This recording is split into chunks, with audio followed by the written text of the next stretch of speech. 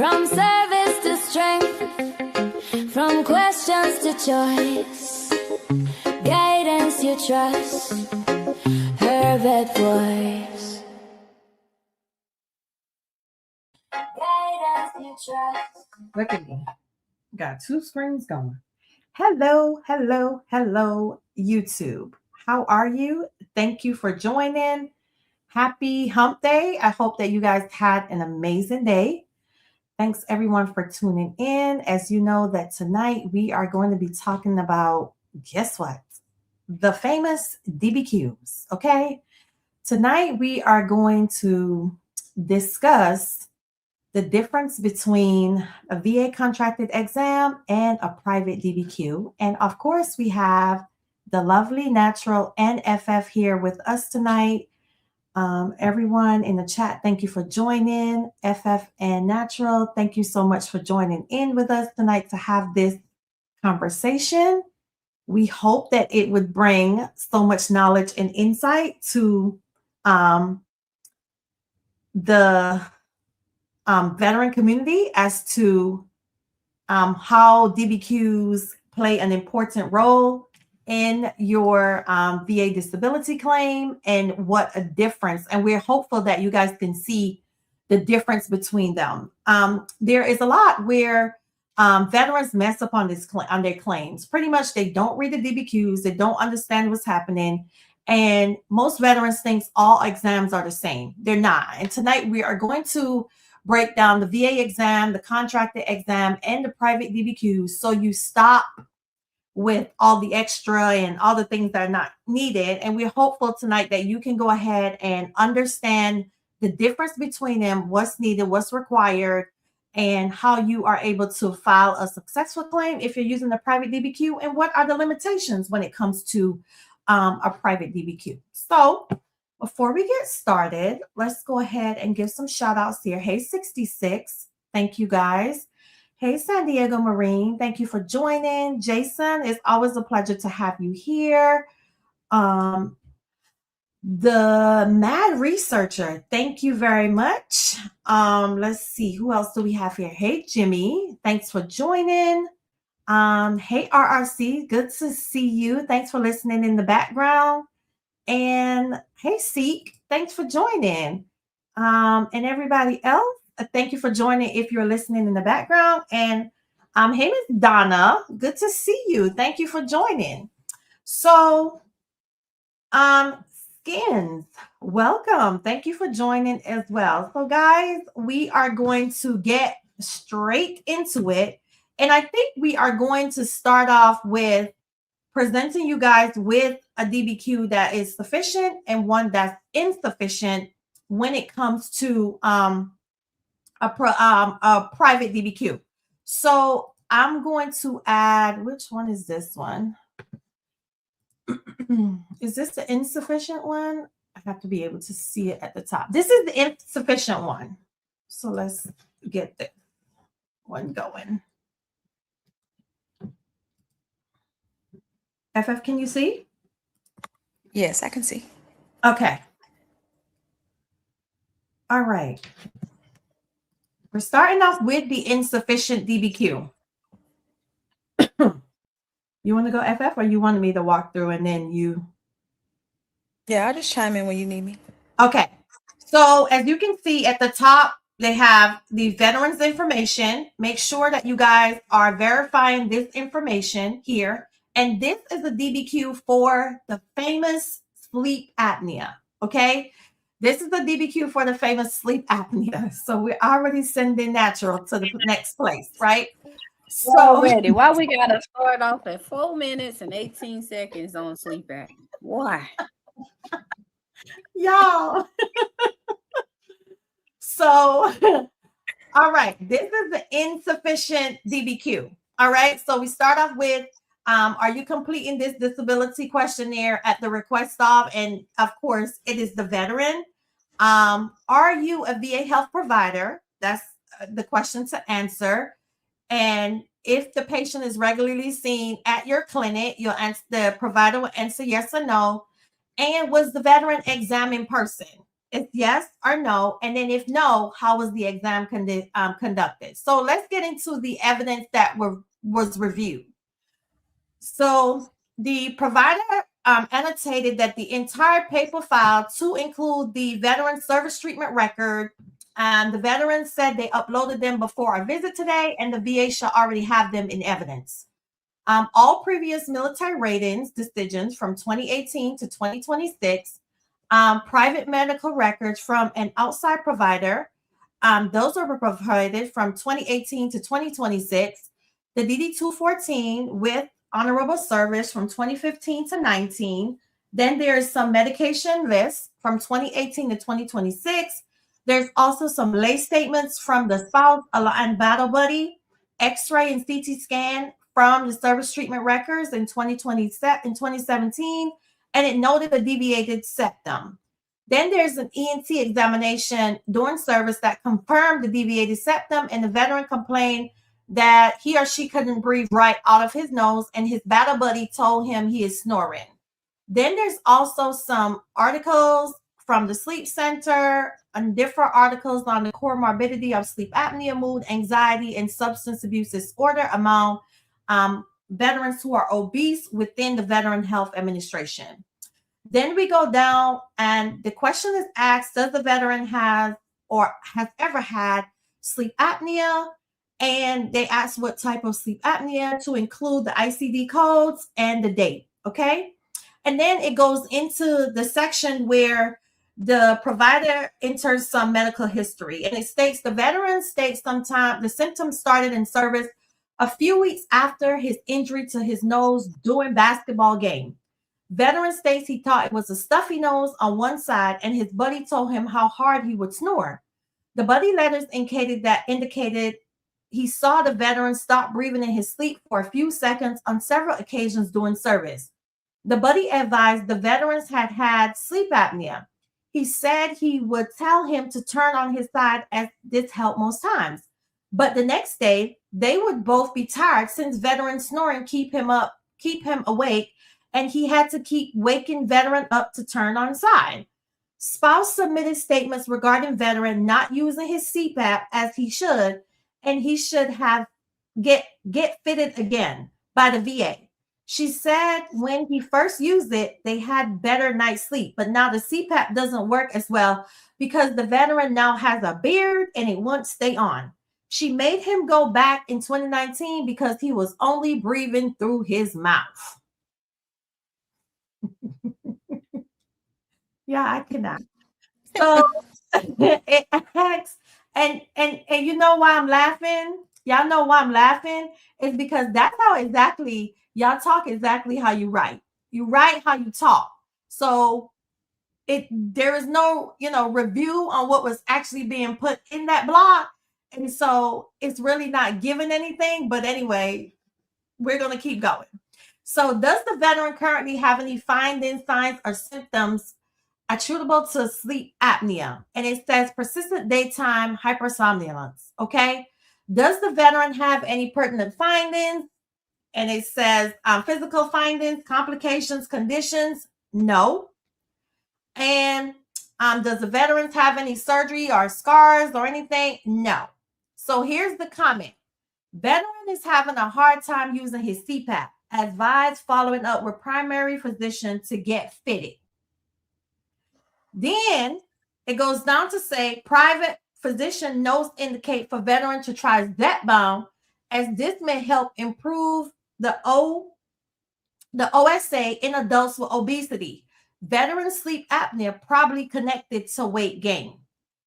Does the veteran sleep apnea impact his or her ability to work? And they wrote, veteran is often tired and fall asleep at work. Then the remarks, veteran is overweight and this can cause sleep apnea. Veteran has had an event in service as buddy saw veteran stop breathing. This was confirmed via buddy letter and statements from spouse. Veteran is unsure of when weight gain started, but it's probably during service. The veteran OSA is at least as likely as not due to weight gain in service. And that is basically it. So FF, tell us why this is an insufficient DBQ. All right. So what do we need to confirm sleep apnea? A diagnosis.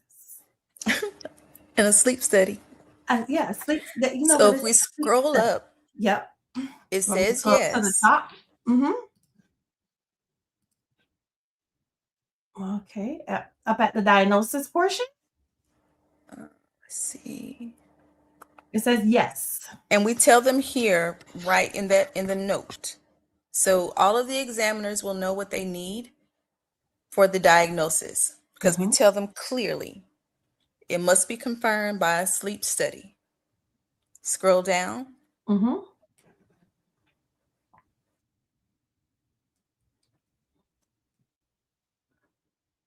Go down Keep a little going. bit more. Mhm.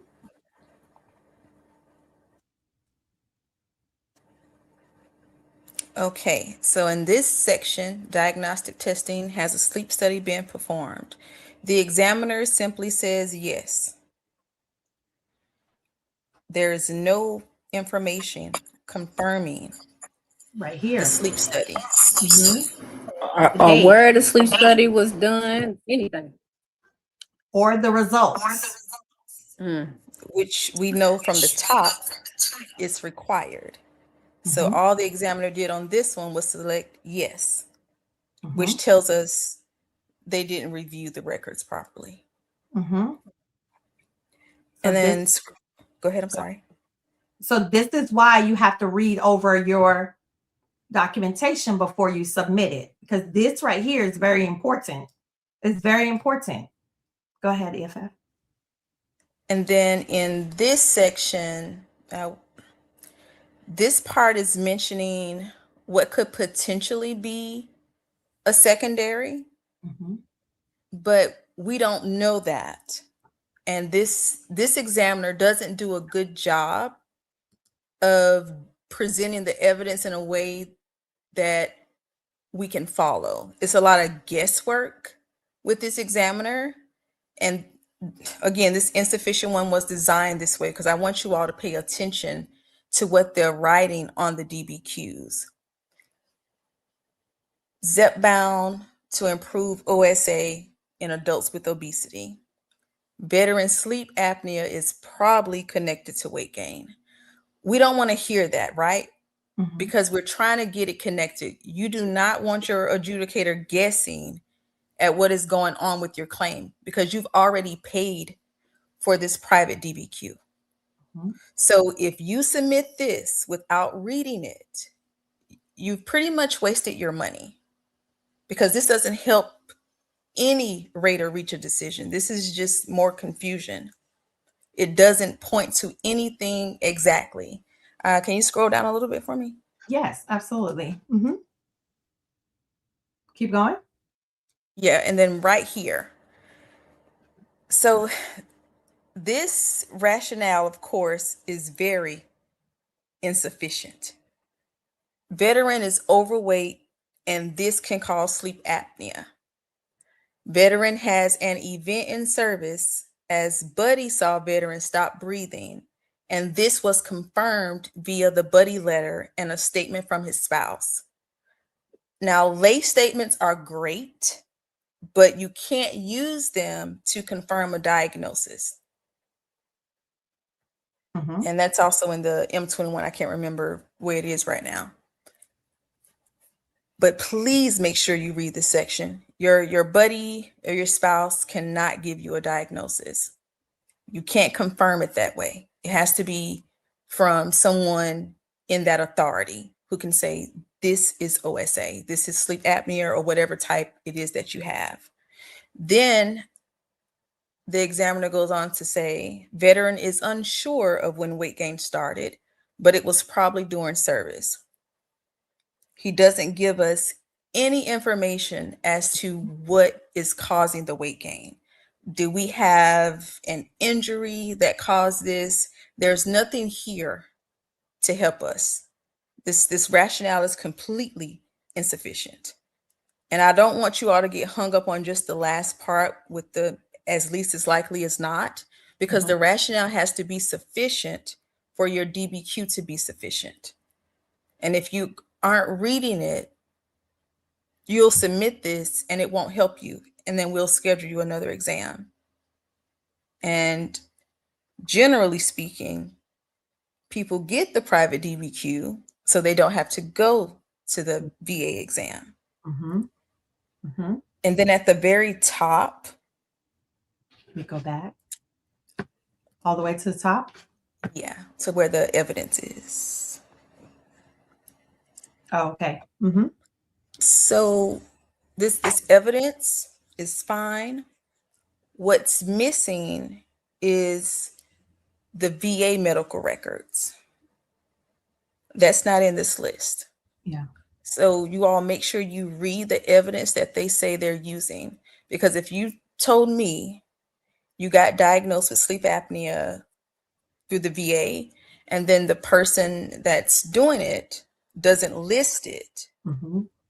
you know, what does that say? So you want to make sure the examiners that you're choosing to do the private DBQs are listing the proper evidence. They're giving you sufficient rationale. They're linking it.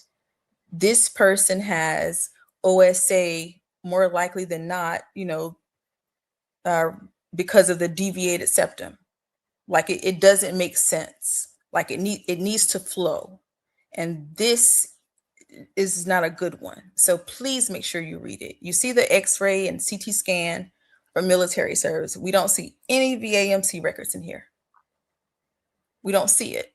So it's almost like, and some of these examiners, you know, you get your DBQ, they'll do an interview with you and they'll, you know, list out what you say, but it needs to match the evidence of record. It needs to be complete so that we don't have any questions when we're looking at the DBQ. Because generally when you send them in, we don't go out of our way to scrutinize the DBQ, but it needs to flow so we don't have any questions after. And then we can show them you all have any questions about this one? We have a couple questions here, and I'm going to, yes, this is the DBQ for initial OSA claim. Yes. Somebody asked, Jason asked, but can't you all look it up in VBMS or the C file if the study was done? The point with the private DBQ is just you went to this person and they said they reviewed all of your records. So if this isn't credible, I can't use it. That's true. San Diego Marine said, money gone. Yeah. So to go back to that question about the VBMS, we didn't request this exam. Mm-hmm. So it's not our job to give the private examiner the evidence to support this. It's the veteran who went to seek this exam. So the veteran would have had to submit all that information and evidence to that private examiner. Just because that examiner said that the veteran has it, he needed that evidence to support his nexus that he gave for the veteran. And at the end of that, it said that the sleep apnea was due to the obesity while the veteran was in service. It didn't say, so we would have had to determine, and obesity is not seen as a disability. It's an intermediate step.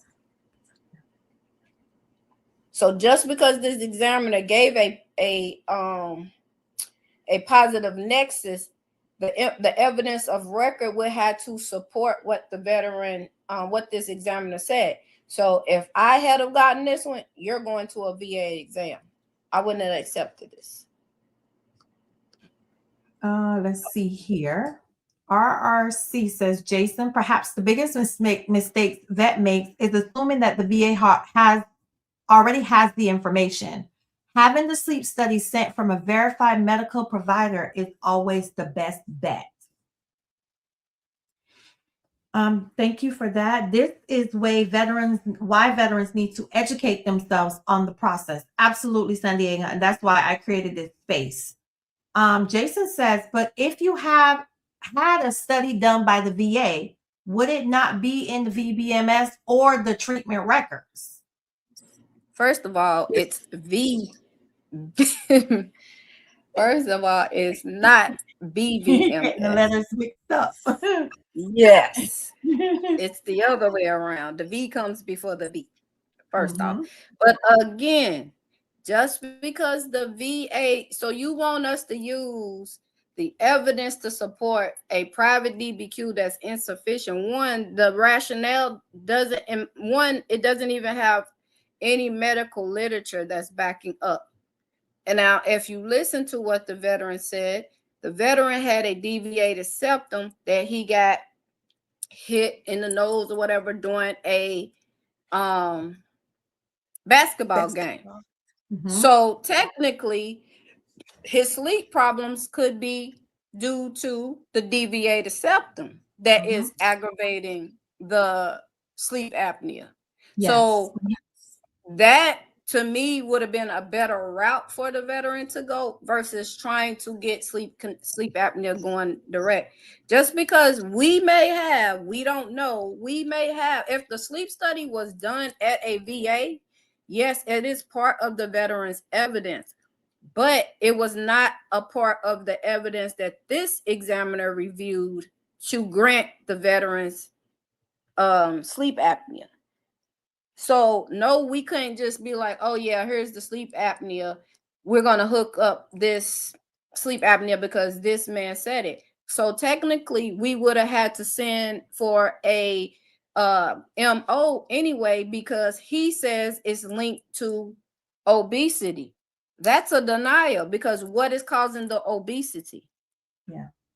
So what he did was try to do an intermediate step, but it wasn't sufficient because he didn't tell us what the obesity was from. He just said the veteran's sleep apnea is due to obesity. Yeah. And obesity for VA purposes is not a disability. Okay. Let's see here. That's RRC with schooling. No evidence submitted with report. Who wrote that for the vet? Probably the veteran. I remember I told y'all I can't write y'all nexus and DBQs. When it comes to evidence, it is my belief that the onus is always on the veteran to supply it in full. Correct. Yep. Natural is correct. Even obesity is an intermediate step that has to be documented. I'm glad you said that, please. Because they feel like if they get out the military and they gain weight and it's not documented, that they can use the obesity as an intermediate step, just like, hey, they know I'm fat. They see it in my records. That's all I get. They know I'm fat. They see it in my records. Sending me. Anyway. Yes, Jason, VBMS. Okay. Another question. If the VA refers community care, do those records automatically show up in the VA record, or we need to sign the authorization form to release to the VA? This is a good question. You have to sign the form. Well, if the VA sends you to community care and we go into, and they've uploaded it into the VAMC, we can go in there and pull it. But I would say for your own purposes, when you're submitting your claim, the best way to do it is if you have the evidence, when you submit your claim, upload all the evidence that you want to be considered. Don't just assume people are going to go look for it, because all raters ain't good raters. I'm just going to say it like that. But do not leave your claim in the hands of someone else thinking they're going to go find the evidence for you to support your service connection. Yes. Absolutely. All right. And next we have a sufficient.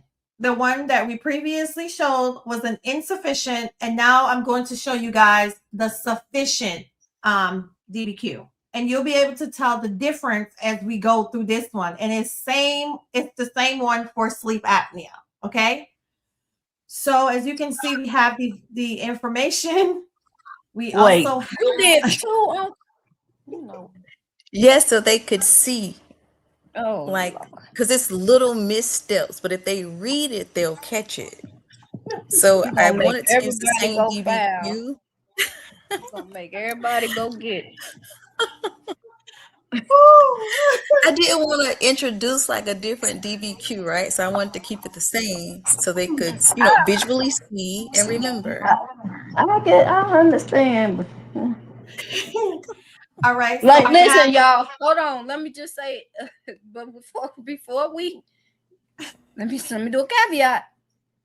Just because you get a private DBQ that says it's linked to service, it doesn't automatically mean you're going to be service connected for it. Let me put that out there, because you still have a criteria to meet. Just because you go pay for one that says yes, it's linked to service, you got to look at the overall evidence. I just want to throw that out there before we show y'all how a sufficient one looks. We still, even though this is sufficient, you still have to have the other evidence to go along with this DBQ, because y'all paid for this one. So of course they're going to agree with you, because you're paying them to agree with you. all right. So let's get into the sufficient one. Okay. So as you know, the provider answered the questions. Are you a VA health provider? No.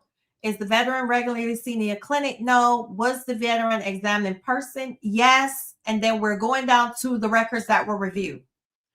Now, this says the entire paper file of the SDR, the veteran said they uploaded them, all previous military rating decisions, the private medical records from primary care physician, and now you can see that the VA treatment records has been added for 2020 to 2026. Okay. Then they still have all the other information that was on the previous one, but this one, you remember FF said the treatment records for the VA was not there. So they are added now. And we're going to continue to go down. Does the veteran have ever had sleep apnea? Then we talk about the diagnosis, the ICD code, and the date. Then we come down here and we look and we have much more in the summary, right?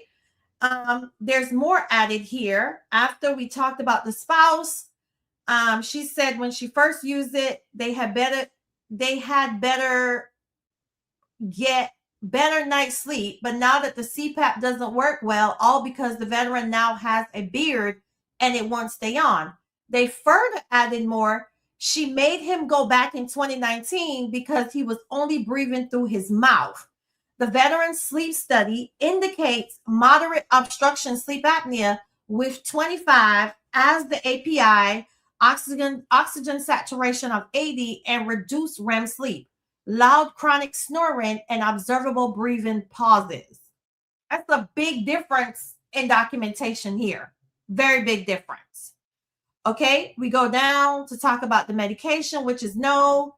They talk about the findings. And then we go down to, does the veteran have any pertinent physical findings? You remember before it didn't have anything in that block. Now the veteran has a deviated septum from a basketball injury from 6/19/2018. This could possibly have a direct impact on the OSA. Okay. We go down to talk about if the veterans had any scars because of surgery. And then has the veteran had a sleep study performed? Yes. If yes, does the veteran have documented sleep disorder breathing? But they come down here and they answer more in detail. The sleep study was performed in 2019 at UW Health, and the 24 study was completed with the VA. Results are moderate OSA. Private physicians' notes indicate for veterans to try the Zepbound, and this may help improve the sleep apnea in adults with obesity. Okay. Then they talk about how the sleep apnea impacts the veteran's work.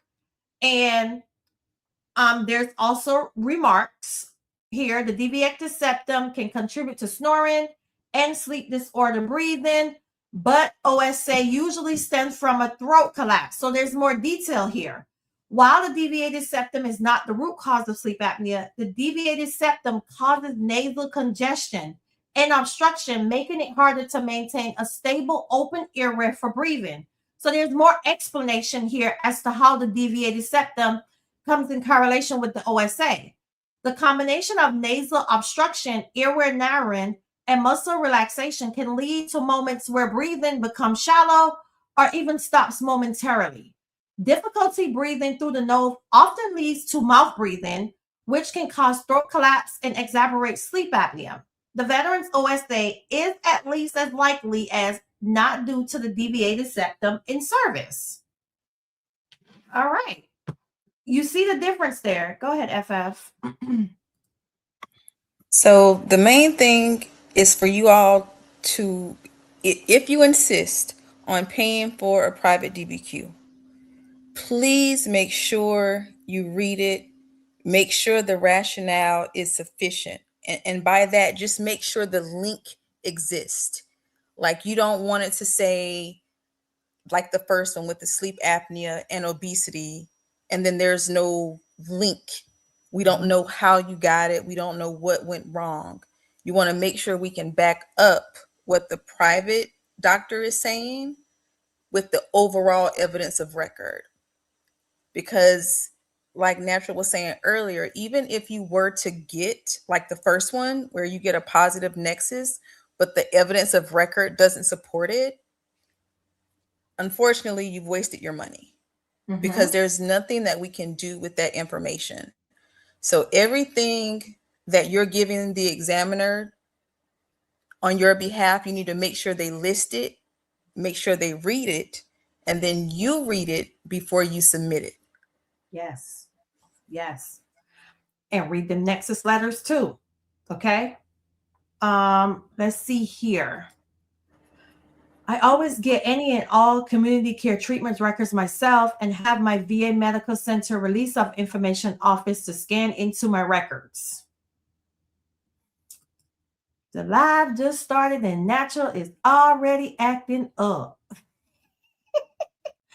I asked for my records from community care. I don't have time to ask for it at the VA. Okay. Hey, Monty. Hey, Martin. Hey, Rada. Thank you for joining. Hey, U.S. Army Grant. Let's go here. Private DBQs in IMO, as well as buddy statements and personal statements, still denied for element 2 and element 3. While. So there's no link. There's no link to service. That's why. You can't be missing 2 and 3 because you have 1. You have to have all 3. But probably like this first DBQ. Yeah. So that's the thing. You still, even though you go pay for a private DBQ, it still has to align with the same criteria that we hold the VA to. The VA contracts, the VHA that does C&Ps. You can't, just because you go get a private DBQ and you have one element but you don't have the other 2, but they gave you a nexus, it's still a denial because you're still missing. You said it, you're missing element 2 and 3. Yep, you gotta have the, yep. Let's see here. Honestly, it's pretty common that most vets are unaware of their options when it comes to VA claim. This is why I'm grateful for channels like this one. Oh, thank you, RC. All right, let's see here. By the way, spouse or partner is always better witnesses than the battle buddy. Just my opinion. Yeah, I totally agree. It was for lower back L5S1, disc bulge radiculopathy. File on the same claim. OSA denied for both, but didn't put personal statement or buddy letters for OSA. So you file your lower back secondary to OSA or OSA secondary to your lower back?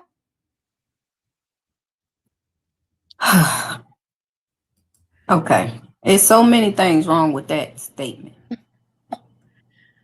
I paid for a DBQ and gave them all the info. Go ahead, Natural. No, go ahead. Go ahead. I paid for a DBQ and gave them all my info related to my claim, but I claim it wrong. Just resubmitted it with the changes. Now, would the rater look at aggravation factor and not just direct? I'm So not what sure. is this the one that just said they claim OSA No, to this their is a back? different this is a different person. So what did you claim? You claimed sleep apnea to something? What did you claim? We can't answer because you're missing some Missing some stuff here. Okay, let's see. Yeah, the rater would have asked for aggravation if it was noted on entry. Mhm. yes. Lawyers want to do an HLR for my back because they said it is a FDC, but OSA, I'm sure I'm gonna have to do a supplemental claim.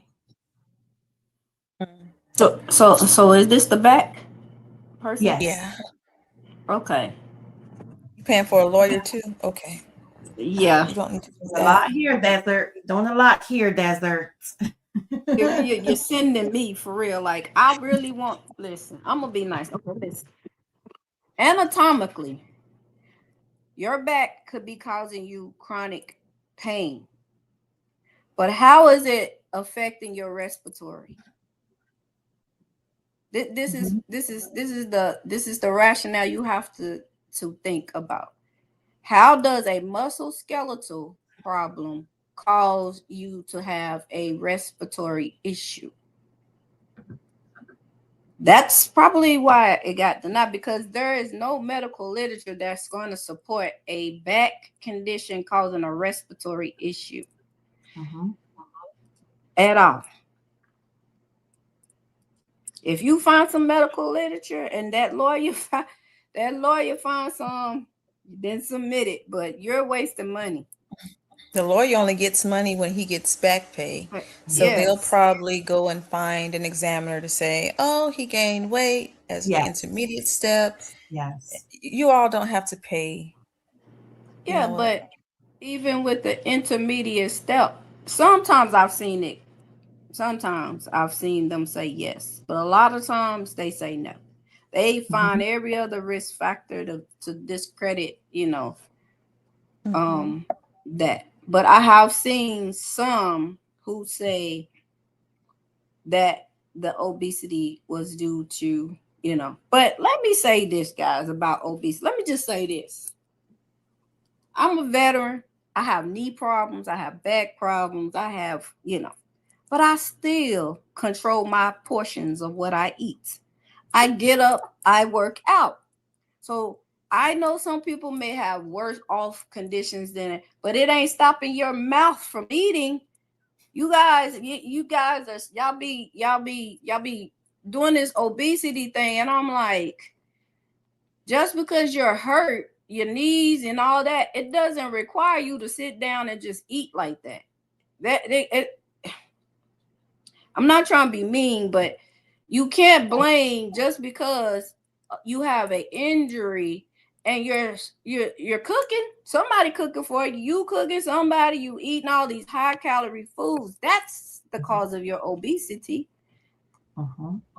That is why you're gaining medication. Your medication can have an effect on it, but you also have, even if you can't do a lot of walking, like you can bike, you can swim, you can, do some type of therapy. You can move your arms while you're sitting there, get little weights, lift, drink water. You don't have to eat all these processed foods, all these fried foods. There are healthier options you guys can take. But yes, if you're taking steroids like for asthma or something like that, yes, that is going to cause weight gain, right? So we can look at that like, oh, this person is taking steroids. Or if you have a thyroid issue, you have a hormone. Yeah.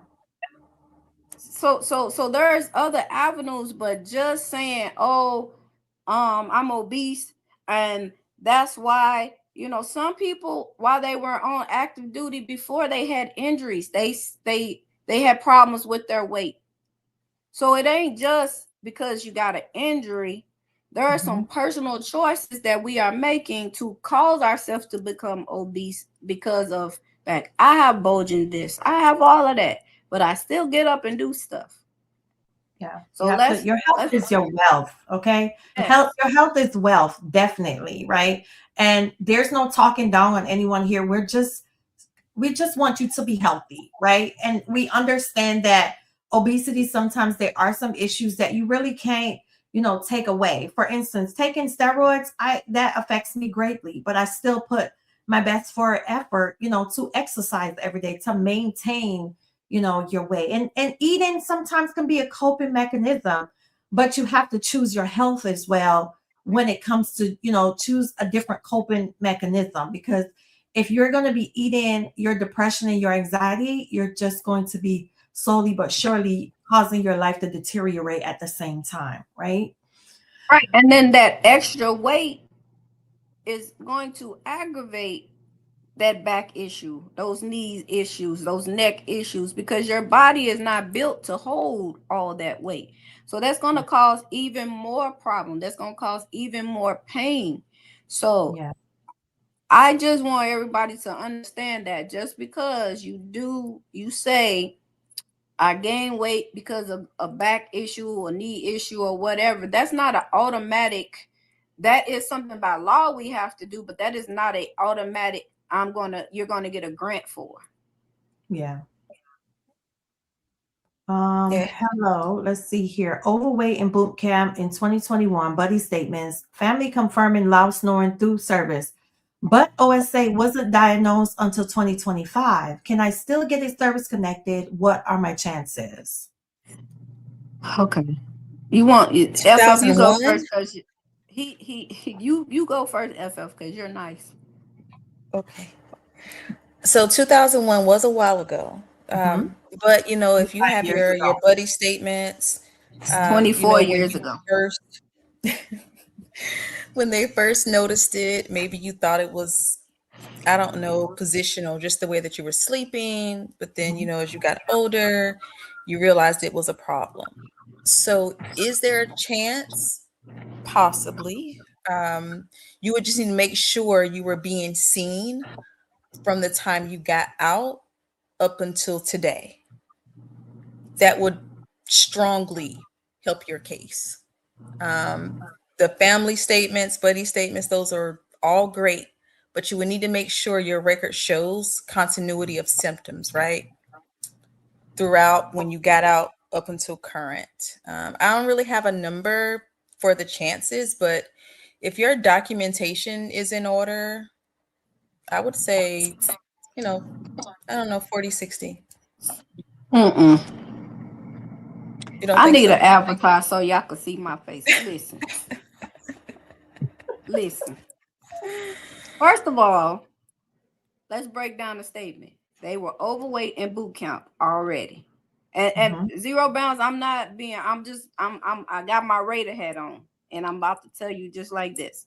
You were overweight already in boot camp.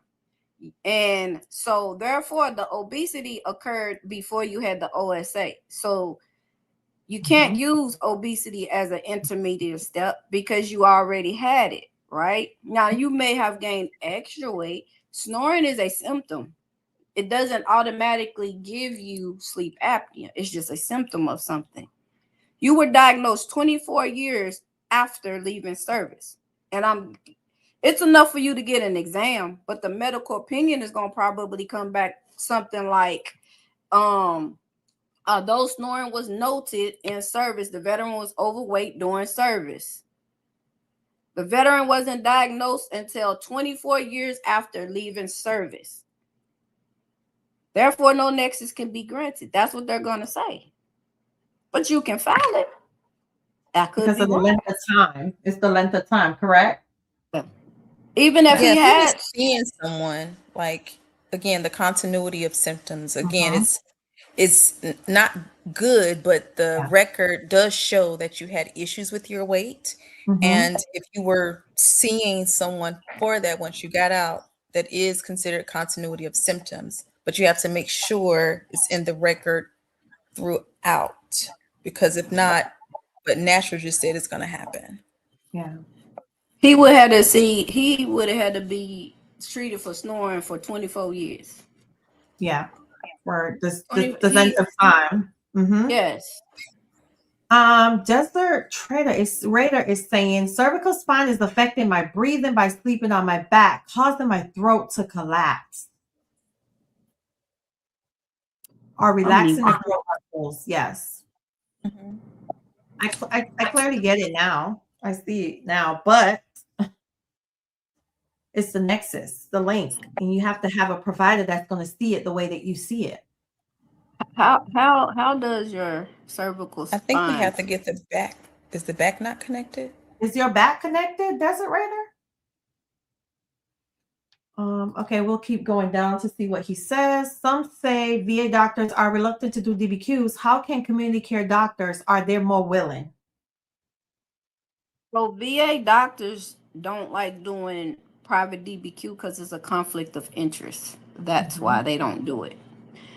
Community care doctors, I don't know if I've never seen, but if they are treating you for the VA, that would be a conflict of interest. You would have to go on your own to see the provider in order for them to probably do that. Fill out the private DBQ for you. But if they're on contract with the VA and the VA sent you to them, it would be like a conflict of interest. Desert Raider said not yet. He's not rated for his back as yet. Cervical, yeah. Okay, well, that Cervical answers spine that. is yeah. What do you mean? How is it a conflict of interest if he is your doctor? Because He's your regular doctor? Your regular doctor? Is the community care your regular doctor? But even though they sign a contract with the VA, and so there are probably some perimeters that are put in place. And it's still a contract. It's still a conflict because even though you're treated with the VA is paying them to treat you again. So it's contracted through the VA. So you can't use that appointment to be like, hey, can you fill out the DBQ while you're on contract under the VA being treated? Now, if he does it, he does it.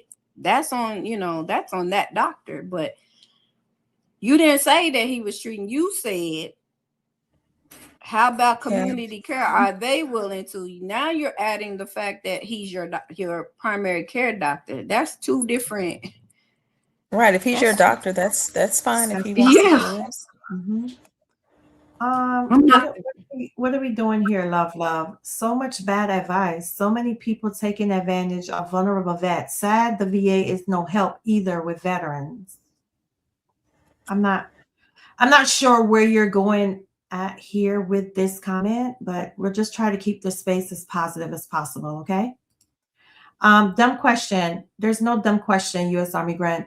I'm on my 4138. I'm doing for thyroid cancer, heart valve replacement with lots of issues, hypertension, claiming Tara. So do I list all three direct, secondary aggravation on the form? No, you say you're claiming it due to terror. Is that correct? So if you're claiming it through the terror, you're just gonna claim it through the terror. It's the rater's job to determine, like when the VSR looks into your service treatment records, they will determine what. So you guys can claim it any way you want to claim it. Our job is to look to see if you had symptomology in service first. So we always are going to look for a direct first. It doesn't matter how you claim it. If we don't find a direct or we don't find an aggravation, the only other recourse we have is terror if we have determined that you have had some toxic exposures. But you can claim it due to terror. Let's see here. I'm going through the questions. My back used to hurt so bad that I couldn't wash dishes or cook. I have to go back and forth, so I rather eat out. Understood. Definitely. Understood. And you can still get treatment even if it's not service connected. Make a good choice when you're eating out, right? Also make a good choice while you're eating out. For your back, did you injure your back while in service? Monty? I'll let the Raiders and Herbert's voice respond, but I don't think you have a great chance of getting service connected. Zero bound, where I didn't see your question. Hold on. What were your questions, Zero Boundaries? I have to go back up. I think that's the one about the weight gain thing. He was obese in Is that the one that was obese in service and got diagnosed with sleep apnea in 2025? Yes, I think so. Yes. I think so. I don't. Yeah, I don't. I mean, because he had an in-service event of snoring, they will give him an examination, and the He was medical overweight. nexus. Yeah, he was overweight in service. So that's gonna, because anytime a condition that you're trying to claim to obesity, if the obesity existed prior to the diagnosis, you can't link it unless you progressively gained weight even after leaving service because of one of your service connected disabilities. But it's going to be hard. That's going to be hard. San Diego Marine, I work out, still can't lose weight. I have OSA. I have a lower back and neck problem, carpal tunnel and plantar fasciitis. And guys, here, and let me just put this caveat on top of this. There is no negativity in the fact that you have gained weight due to a medical condition. We just lend a helping hand as saying, make some better choices so you won't continue to be overweight, make better health choices. That's basically all it is. We know that their medicine have side effects. And yes, we know as well that love, so much processed food is being sold high in sugar, cholesterol, salt, arteries are clogging, food having mental issues don't help. And staying healthy takes work, but it also, you have to make a choice, okay? Because you don't have to buy foods that's high in sugar, and you don't have to buy foods that's high in butter and cholesterol. You can choose something else different. So it also comes along with choice. And so we're saying here that, yes, you have a medical condition. Yes, you take medicine. Yes, food is expensive, but you also have a choice. And so make a good choice. That's what we're saying here, okay? I have varicose veins and will have surgery, and this is noted in my service medical records for many years. Can I claim this? Let me see. Well, it's considered cosmetic, I think. No, varicose veins can be service connected. Oh, it can? They can, Okay. if they had it in service. But if you have surgery to remove those, then the surgery has resolved the injury, right? So even if they service connected, it's going to probably be a 0% because you've had surgery to, I'm not saying don't have surgery, but what I'm saying is if you have an injury, you have surgery to try to repair it, then the symptomology is supposed to be alleviated from the surgery. So that's the way you got to look at it. If you have the surgery, yes, it should alleviate. But I do know sometimes varicose veins come back even after the surgery and people have problems after that. But yes, if you did have that in service, you can claim varicose veins. I've seen it connected before. All right, let's keep going here. Okay. Oh, thank you, Natural. Thank you for your advice. Miss Natural, my conditions I listed a few minutes ago are Tara, Fort McClellan. We talked about this before, U.S. Army Grunt, about the Fort McClellan and what the VA guidance is, that they are doing the research, but it's nothing set in stone yet when it comes to Fort McClellan. Okay, appreciate you guys helping us, vets. Make sure everyone hit the thumbs up button. Thank you. Okay. Been eating ibuprofen since 98 and never complained. I just can't deal with it anymore. Never wanted to reach out or ask for help. Isn't the Marine Corps lovely? So we talked about this before, you know. Go ahead, Natural. No, I said not eating ibuprofen since 98. That's what the military like to give us. Yeah, but okay, so if you had, like I said, if you had a back injury, neck injury, or whatever in service, yes, by all means, try to get that service connected. But you have to get that service connected prior to you claiming OSA secondary to it, because we can't grant a secondary if your primary is not service connected. Yeah. Interest exam showed mild pestilentis, then in-service complaints, and profiles leading to back pain and discharge. Claimed direct at first and got denied with a DBQ. Now y'all checking. Said what? I know you lying. I know you. Listen, sir. Don't come for me. I'm not the. let me say something. If you y'all think y'all just like me going up. Listen.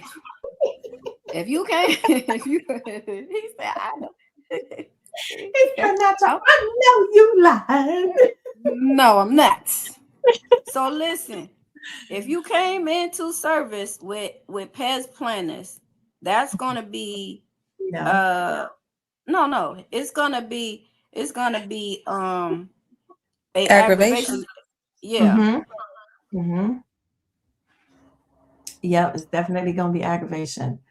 Ibuprofen aggravation is worse than what would have happened naturally. So keep that in mind when you're doing your aggravation. You know, you can have an injury, but it needs to bother the condition so much that it wouldn't have happened naturally within that time frame. Yeah. Okay. Let's see here. Makes sense to me, ladies. Appreciate 100. No problem. Definitely. Her voice. Sorry about my foot. Okay. You was talking about the. Okay. Got it. Okay. No problem. Okay. Let's see what Eddie has to say. VHA Directive 1134 says VA providers must help with the DBQ and medical statements when asked. They document conditions and functions. VBA, not the VHA, decides service connection and ratings. Yeah, you can always get your SOAP notes. Yeah, I mean, they're still helping. Yeah, so like again, they provide help with the DBQs from when we request them from them. Now, so here's the thing. You guys can go to your VA provider and you can explain to them what you're going through, what your injuries are, whatever. And they can write in the notes, like what you're, in the course of action of the treatment plan and that. If we look at that, we can use that as evidence to support service connection or if an exam is warranted. So like if you come in and you claim something and we send it for an exam and the examiner comes back and says, no, blah, blah, blah, blah, blah, blah. And then we're like, oh, okay, we look at your VHA records and we say, well, no, this discredits this rationale. And we will send it back and ask the examiner, like, no, that's not true. We have this, and that. Look at this. So your VHA records are used as evidence that can help, support what you're trying to get service connected. The VHA usually do not do private field DBQs out for veterans because, as we stated, the VA looks at that as a conflict of interest because they can complete a VA examination from the VBA. That's why they don't do it. Yes. Great explanation. Ibuprofen can also wreak havoc on the gastro system. Yes, definitely. Jason, you're just going to ask for ACE exam? Okay. Well, go ahead on, Jason. Y'all be sending me every day. All right, San Diego Marine, very true. They taught us to just suck it up. Glad the younger Marines are starting to see docs. Yes. Remember, we talked about that. Regarding aggravation, if a VA cannot establish the baseline from notes on interest exam, how is the baseline established for rating purposes? Great question, Jim, and thank you for joining. So basically, Emily, if I can't defend it, go ahead. No, go ahead. Go ahead. Okay. If I can't give a for sure baseline and it's too much variance, I'll either do like a 10 or a 0. But if there's anything and it's too much for me to guess, I'm giving the benefit to the veteran. And I'm just going to start at the lower. Which would be 0. Mm-hmm. So typically, if a person enters service with past planners, with wearing the boots, the running, the marching, the heavy gear, chances are you may have some complaints about foot pain in service, right? Yeah. So that's going to establish a baseline, because typically veterans that have those issues, they're going to continue to have issues, and you may see a few complaints here and there. That's enough for us to establish a baseline. Where you have to think is the examiner going to be able to say, well, yes, this was aggravated beyond its natural progression, and give a positive nexus. We can establish the baseline based off of your STRs and in your current treatment. They have to connect it for us. Okay. All right, let's see here. The rater ordered a mental health C&P exam with LSG. That's been a month ago. Have you guys had any complaints about a third-party examiner? Don't get them started. Thank you for your question. Don't get them started. Do not like that company. That is probably like by far the worst vendor that I just do not like. They're slow, and they are so slow. And then when they send their exams, it's so jumbled up. It don't make no sense. It back. I hate. And I've had people that's been waiting for 3 months. Actually, you've just been waiting a month. I've had people that's been waiting for 90 days. I actually have a client that's about 4 months and still waiting because they sent it back to get a correction on something, and no movement. I don't know what's happening over there. I don't with that. So Jim said thank you. Okay, so Martin says, if I'm going for a mental health increase and the VA referred community care, I just need to get those new records uploaded to the VA site, and then a C&P examiner will do a DBQ. Is that right? So with that being said, let's get into actually what happens here for VA examinations, right? Gotta scroll up. Okay, I gotta scroll. Oh, yes, you can. Yes, you can. And I advise you to please. Yes, you can. Yes. Call Tyrone and them and say, hey, I don't want them. Yeah. So let's talk a little bit about your DBQ that is conducted by the your C&P examination that's conducted by the VA, right? The definition of a C&P is a medical evaluation performed directly by the VA to assess services connection, severity, or continued eligibility for benefits, right? The key features here is that it's conducted by a VA employee clinician, meaning the contractor follows VA disability, the DBQ questionnaire.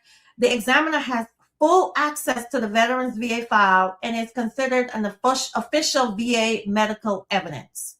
So there are 3 types of examination types, which is the VA examination, which is conducted by the clinician employed by the VA, meaning contractor sometimes. The VA itself. Then there's the contract examination, which is QTC, VES, and the famous loyal source, which is hired by the VA to perform the exam. And then we have the private DBQ that we discussed earlier, which is the standardized form completed by your own private physician or specialist that you have hired. Now, the difference in the standards of evidence, right? VA examination is conducted by a clinician employed by the VA Then there's a contracted examination, which is conducted by a private medical company that QTC, VES, a lawyer source hired by the VA to perform the exam. And then we have the private DBQ. The VA evaluates the examination based on the probative value of how much they prove your case, meaning the expert opinion, the nexus, or the VA contracted exams. The examiner is specifically asked to provide a nexus or a link, right? We're not talking about a nexus letter. We're talking about the link. Remember, element 1, 2, and 3. They have to have a diagnosis. You have to have a link, right? Then we have the private DBQs. Your doctor must explicitly include a nexus statement, meaning that it is at least as likely as not that, or the DBQ may only serve to prove current severity, not service connection. Then we have sufficiency. If a private DBQ is internally inconsistent or missing required data, like the range of motion measurements or using a gynometer, the VA will label it inadequate for rating purposes and order a new VA contract exam anyway. And let me stop here. Y'all be going bragging on Facebook talking about, oh, I had an exam and then used the gynometer and I'm rated at blah, blah, blah. And then you go file for an increase somewhere.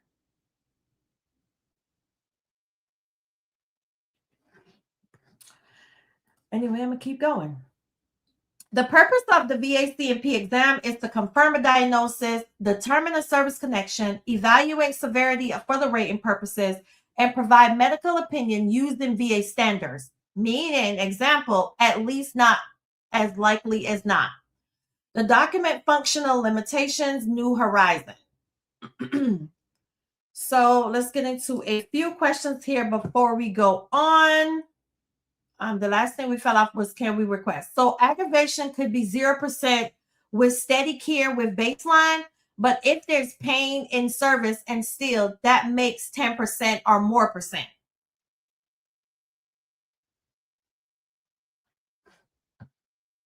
So it can be either or. When we get the examination back, the results back from the examiner that you've seen, we're going to compare that with the overall evidence of record to make sure it makes sense. And then we'll determine what the baseline is. But the examiner is going to say, maybe the left foot or both of your feet came in, maybe mild pes planus.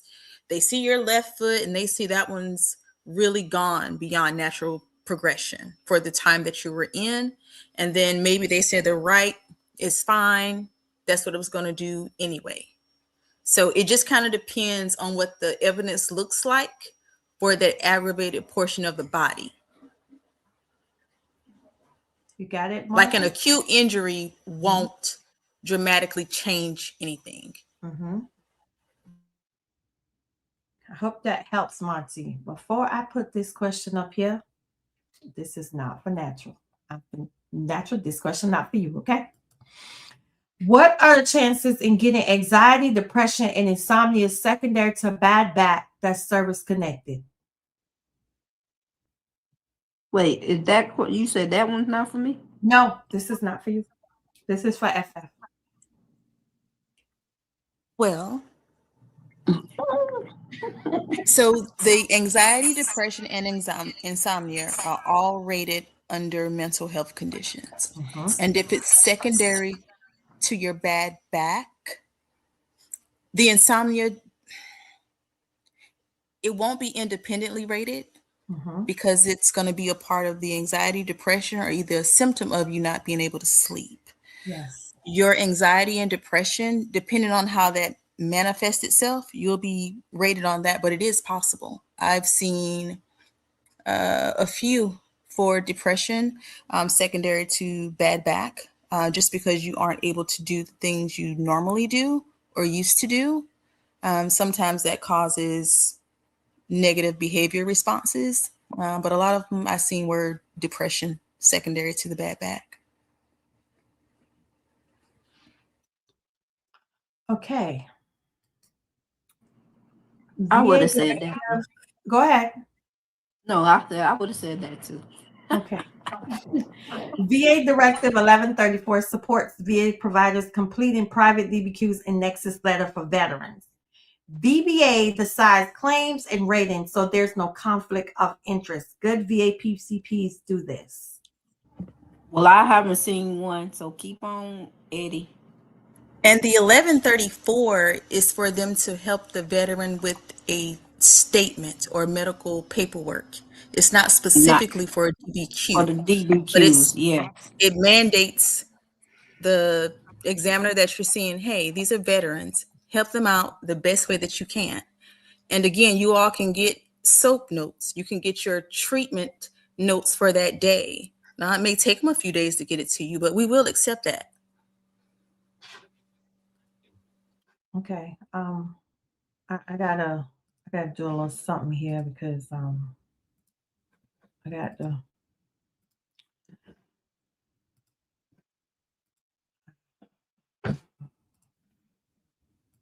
Okay. Medical statements and completion of form by VA healthcare providers. Are we here? Are we here? Can we see?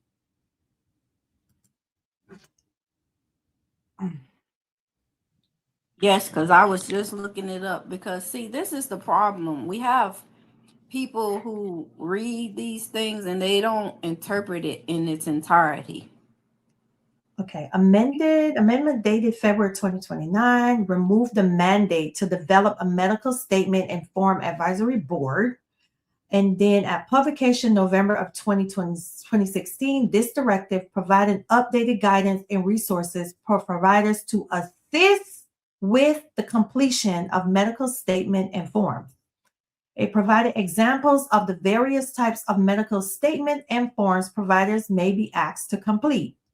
Require each medical facility to identify a local medical statement and form point of contact to serve as a resource and assist local faculty level staff and patients with questions or issues related to the completion of VA and non-VA form or provisions of medical statement, and include guidance on the completion of the benefits questionnaire. Okay. Let me see here. Was one other thing I wanted to, might not be able to find it right now, but it goes a little bit more in detail, given what the DBQ is. And it was something else that I wanted to read, but I can't read it here. So what Natural and FF said, they didn't say that, they both didn't say that it didn't happen. They say that they haven't saw it, right? But it says that the provider can assist, right? Assist. They didn't say, and it says included guidance on the completion.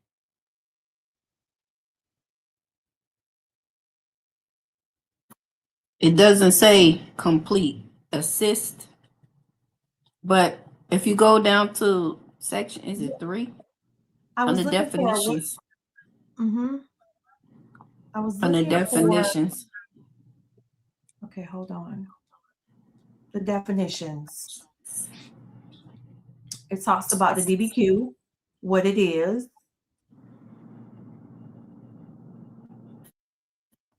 Provider, except when specified prohibited, the VHA policy that providers, when requested, must assist patients in the completion of the VA and non-VA medical forms and provide medical statements with respect to the patient's medical condition and functionality.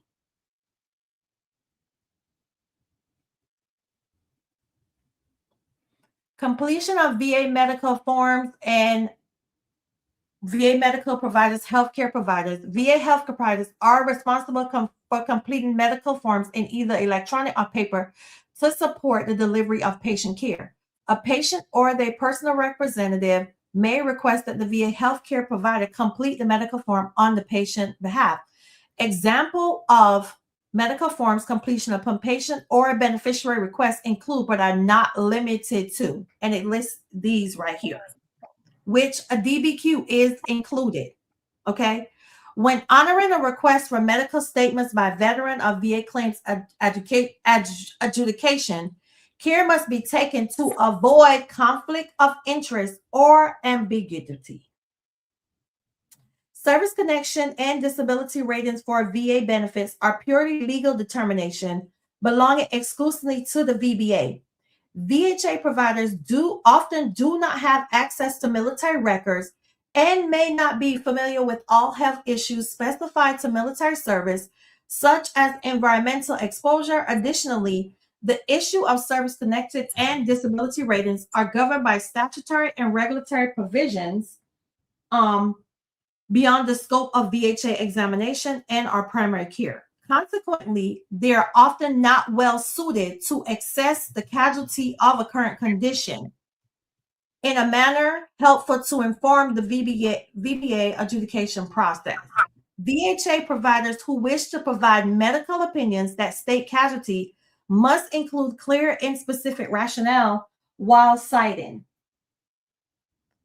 VHA providers, if requested by a veteran, may place a descriptive statement in the veteran's medical records regarding the current status of the veteran's existing medical condition, disease, or injury, including prognosis and degree of function. Unless the provider is uncomfortable doing so, or if it would be a conflict of interest. Note, VHA provides compensation and C&P disability examinations and report requested by the VBA in connection with the disability claim. Completion of DBQs to support VA benefits claims. There is no wrong door philosophy must be adopted to accommodate veterans bringing a DBQ form to a VA medical facility for completion. Okay? Veteran may ask their primary care to complete a DBQ for conditions which are already diagnosed and documented for whether the provider is treating the veteran. DBQs can be completed by the treating provider during a routine office visit when there is sufficient time and medical information is available. DBQs can be completed outside of an office visit, but we go get up here to talk about it's up to the provider if they wish to do it. And some providers don't want to, and some providers do. For a request of completion of mental health DBQs, it is recommendable that the VA's treating provider not complete the DBQ to maintain the integrity of the patient's relationship.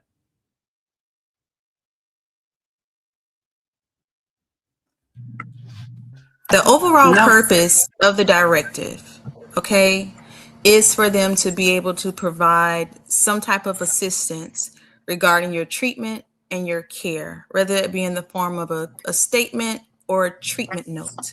But it does not require them to specifically complete a DBQ.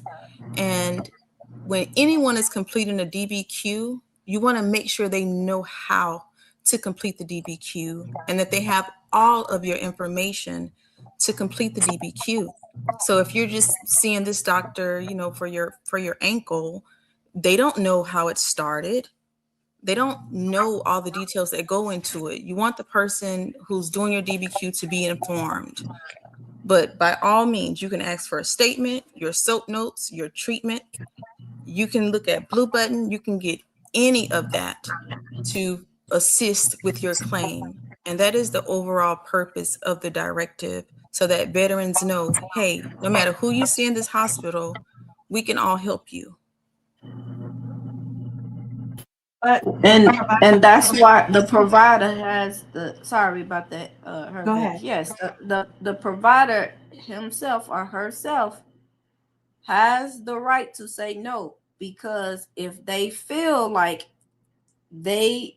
it's a conflict for them, they won't do it. That's why they tell you guys no, just because it's the record, because it even states in here, if a VHA treating provider has questions regarding the DBQs, including which DBQ they can fill out and should complete, they may seek guidance from the VBA. Additional guidance and information on completing the VBA DBQs, and it gives where they can find it. And it still says, it is solely up to the provider's discretion. So Yeah, we don't want to cross lines, you know, just get your notes, get your statement, get your help, but we don't want to bully someone into doing something they don't know how to do. And that's not what the directive states, okay? It's there for them to help you. All right. Good to know about past plantar and have plantar fasciitis documented with orthotics from VA and rated as no service connection. Should I go with aggravation? they should have asked for aggravation. Read your do you still have your narrative where they denied, or did they deny you already?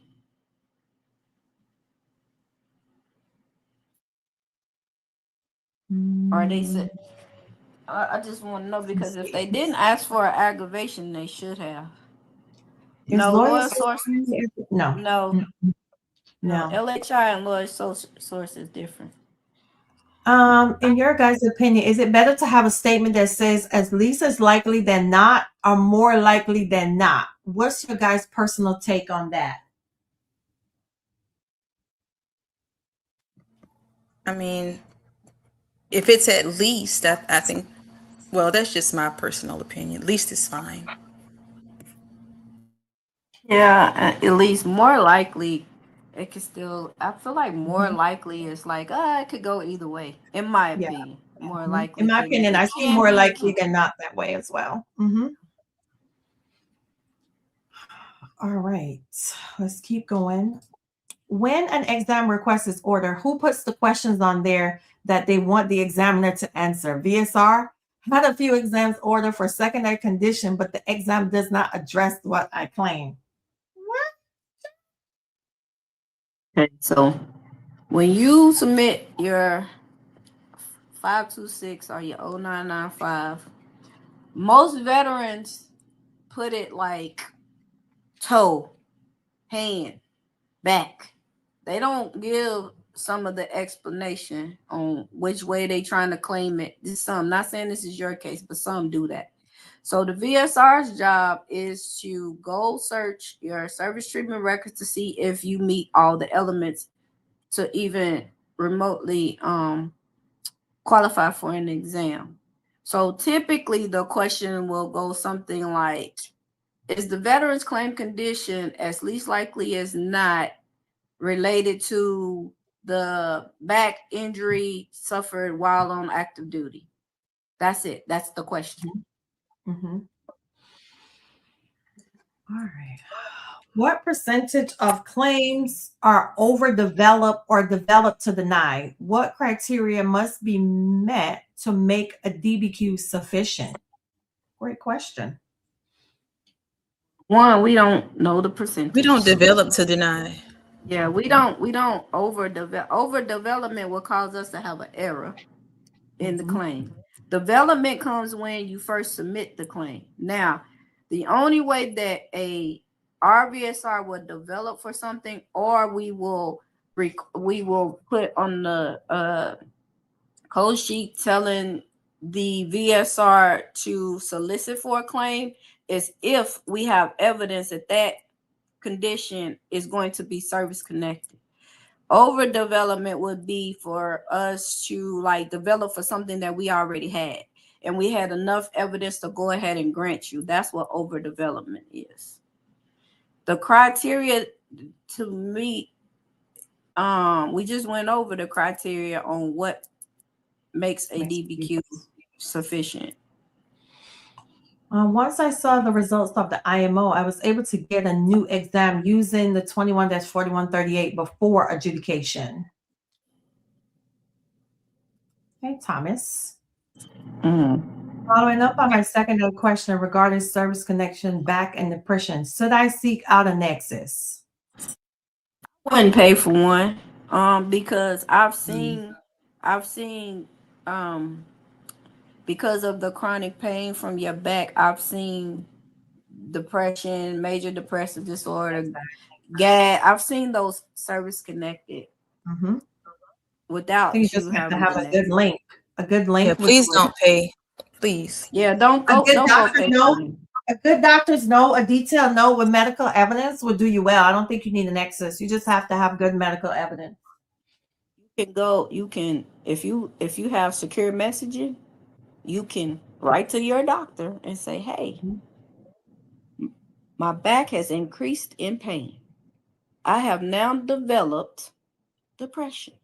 There is your nexus for you. Because once that doctor answers you back and say, okay, we're going to send you to mental health. There's your nexus. Where my money? I just gave you. I just gave you your nexus. Hey, RT. Thank you. Thank you for a detailed explanation. I was wondering if it clears that up. I knew my conversation would spark conversation about aggravation. Laugh out loud. We always have good conversation here, Monty. I wonder why some would think conflict of interest and others would not. What would be an example of a conflict of interest? Are you talking about for your provider, Martin? Is that what you're talking about? The conflict of interest for your doctor not filling out the DBQ?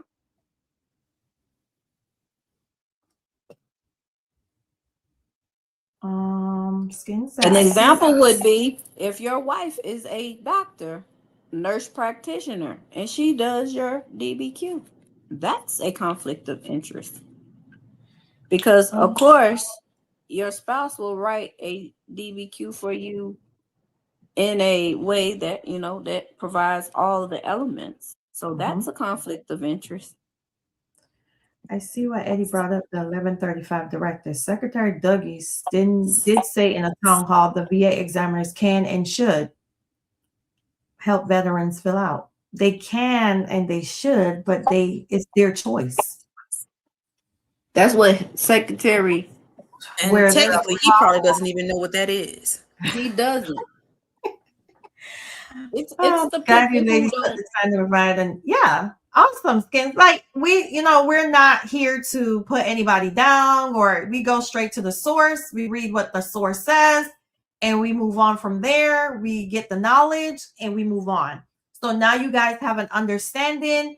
Eddie brought it up and we talked about it. We read it. It is up to your provider.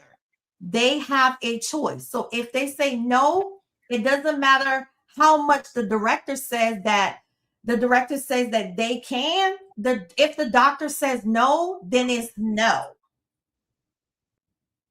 So if you're seeing a mental health doctor at the VA and you tell them you have, depression because of your back, right? Your mental health provider doesn't have all the requisite information for your back, which means that form now has to go to the exact provider who sees you for your chronic back condition. And God forbid if there's some type of nerve issue. Do you realize your DBQ could not get completed? Like, you want the person who's completing your DBQ to be aware of everything that's going on with you. You want them to be able to accurately answer the questions. Otherwise, it's still going to be insufficient. It doesn't matter who does it. The VA can do it and it can still be insufficient. The contractor can do it and the same rules still apply. It needs to make sense. And you don't want someone who doesn't have all of your information completing a DBQ on your behalf based on an interview. They need all of your information. Please just be mindful. A statement will do. SOAP notes, your treatment session for that day, that will work as the link. That is all you need. We don't have to go too far. We can just say, hey, can you provide me with the notes for my session today? That's all you have to do. Well, I think that directive stated in there that the mental health doctor cannot complete the complete the DBQ for a patient that they're treating.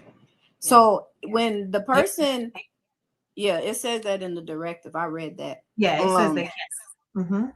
So when you're saying a service-connected condition is causing another one, you're opening up a claim for that primary condition also, just so you guys know.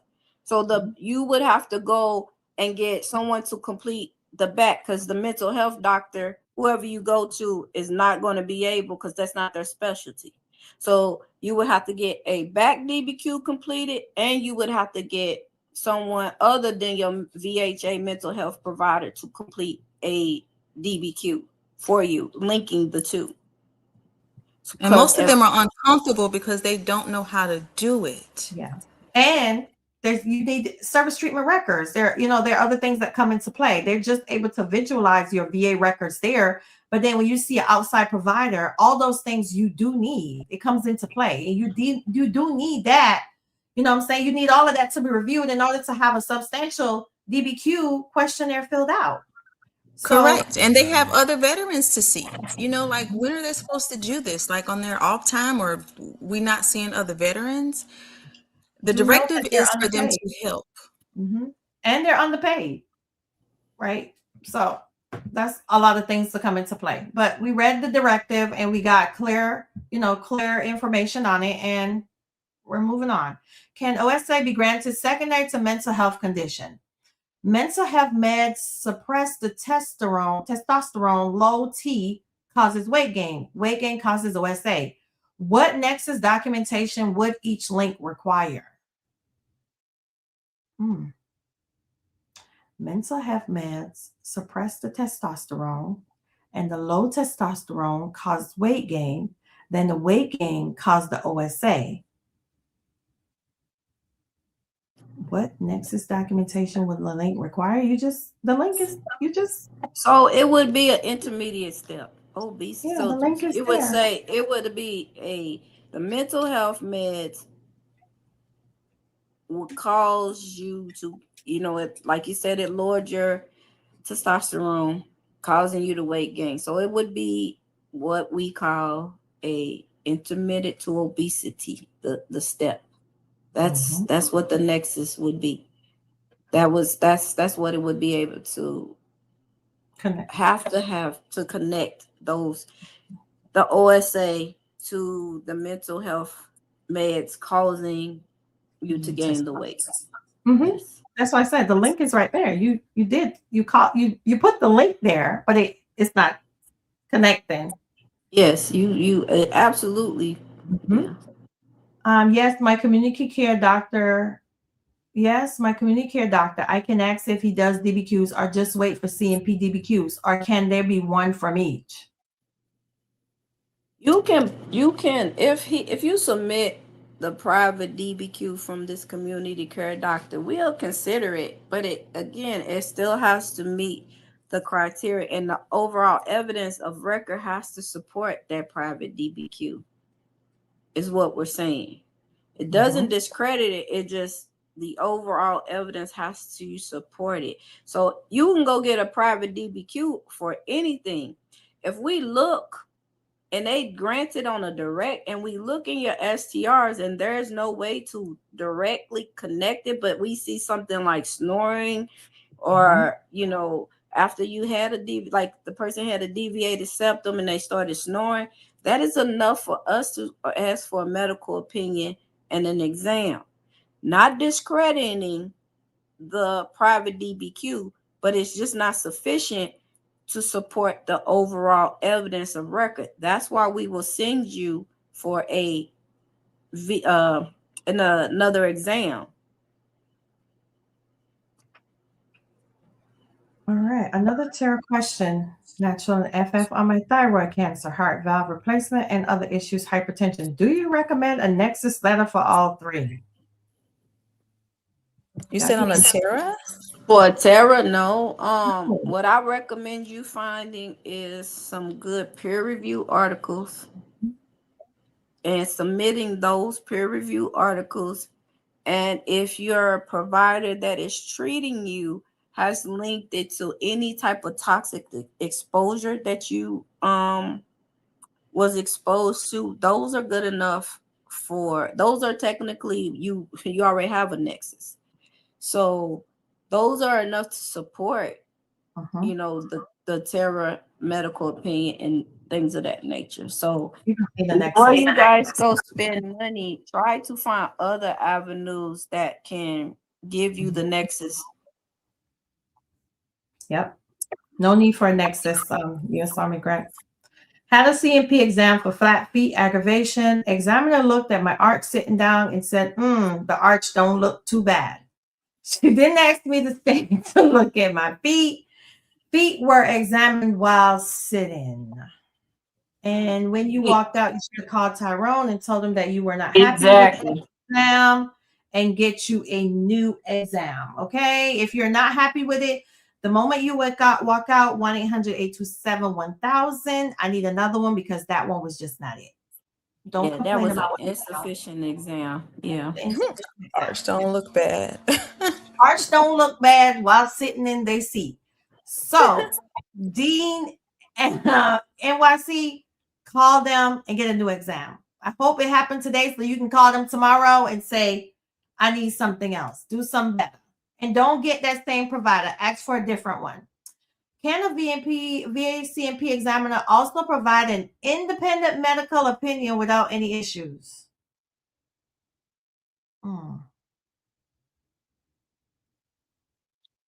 Typically, if we sent you to them, they're not gonna, on their own, they're not gonna do an independent MO. They're gonna complete what the VA asks them. Then, if you go back to them and pay them, they will probably give you an independent MO, but they're not gonna do it while conducting the VA exam. Well, let me say they're not supposed to. Don't all mental health DBQs have to be filled out by a psychiatrist or a psychologist, though, or could it be done by NP or social worker, etc.?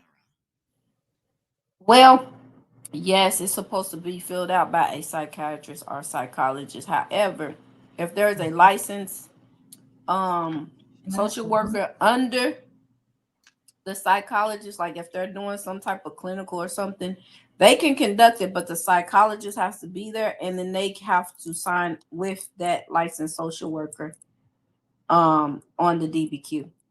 Yep.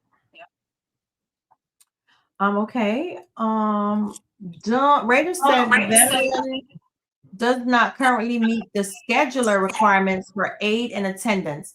An increased MH exam is warranted to see if there is an increase in rating for MDD to address the SMCL. If you don't meet scheduler, so doesn't mean that's for why are they saying schedule? That would be for like IU scheduler requirements.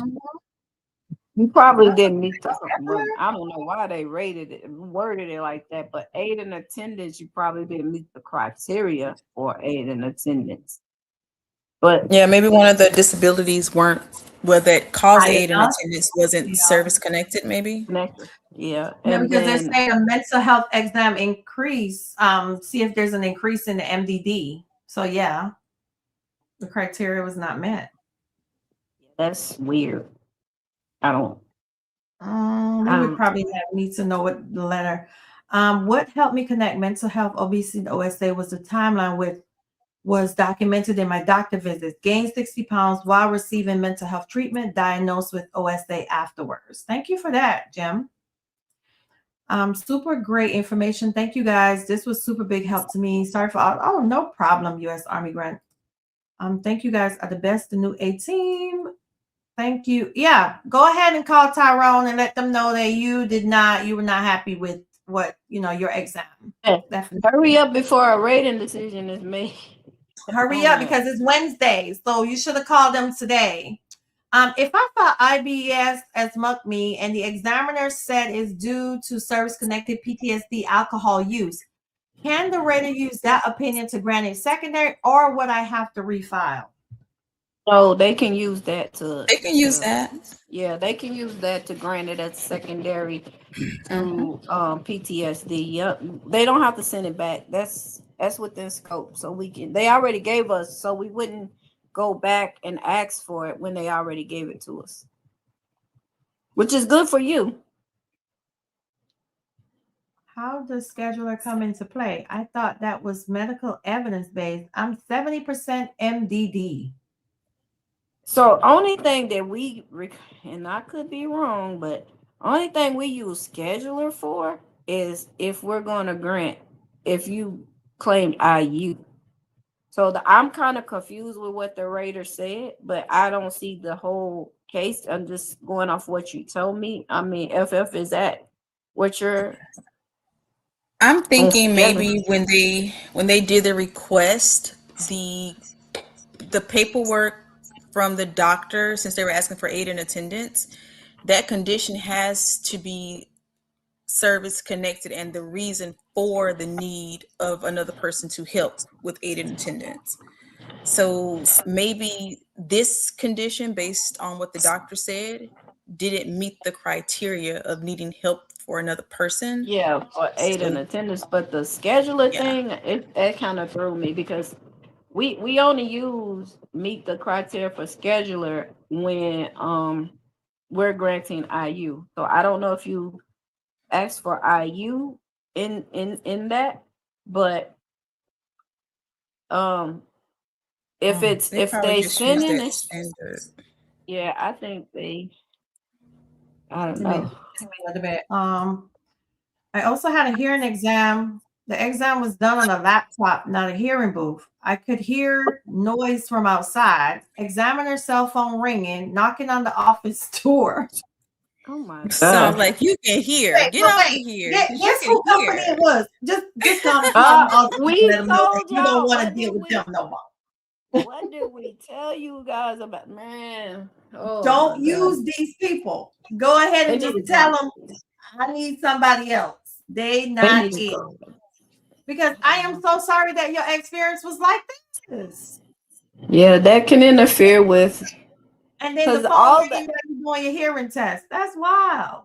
Yeah, that's all. And That's some all. of them, they'll say, I called the veteran, couldn't hear, called him again. However, when this noise was made, veteran responded. So just be mindful in these auditory exams. Yeah, Mhm. that's what I was gonna say because that can interfere. All that background noise can interfere with you concentrating on hearing that tone, and you could, mistakenly press the button or not press the button or whatever because of all the background noise. I would probably, depending on the DBQ, I would probably ask for a new one. Okay. I think we didn't even get through our whole presentation, and we're an hour and 42 minutes in on DBQs. You guys had what they sent you for an exam that was 288 miles away. Christ, You was driving like that almost 4 hours. that is crazy. I would have definitely not went. I'd have been like, nah, y'all got to find me something closer to home. So what was the excuse that they gave? They couldn't find a practitioner that was closer?